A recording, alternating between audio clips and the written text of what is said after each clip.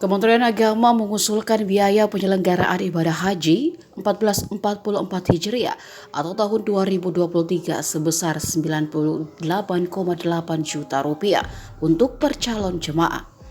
Namun dari jumlah tersebut hanya 70% atau 69,1 juta rupiah yang dibebankan ke jemaah haji sebagai biaya perjalanan ibadah haji.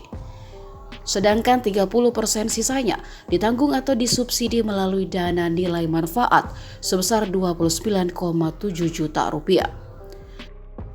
Dirjen Penyelenggaraan Haji dan Umrah Kemenak Hilman Latif menjelaskan, biaya penyelenggaraan ibadah haji tahun 2023 yang disusun telah memperhitungkan penurunan paket layanan haji 30% dari pemerintah Arab Saudi.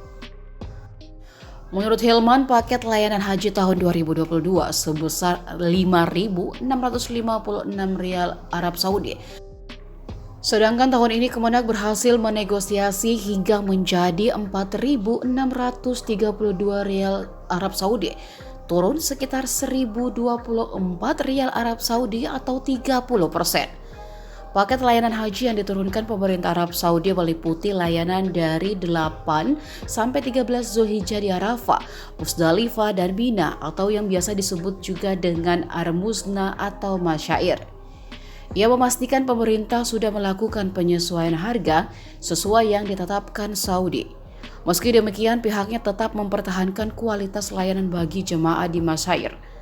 Hilman menjelaskan, komponen BPIH 2023 yang diusulkan pemerintah kepada DPR tidak hanya paket layanan haji, melainkan mencakup layanan akomodasi, konsumsi, dan transportasi selama di Arab Saudi, baik Jeddah, Mekah, maupun Madinah.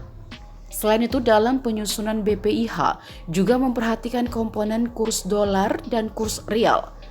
Dalam usulan itu, asumsi yang digunakan adalah Rp15.300 untuk kurs 1 US dollar dan Rp4.080 untuk kurs 1 rial Arab Saudi. Pada 2022, kurs rial Arab Saudi yang digunakan adalah Rp3.846.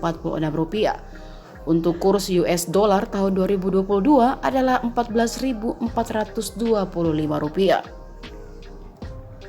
Hal lain yang menjadi perhatian adalah komponen pesawat, sebab ini sangat bergantung pada harga aftur.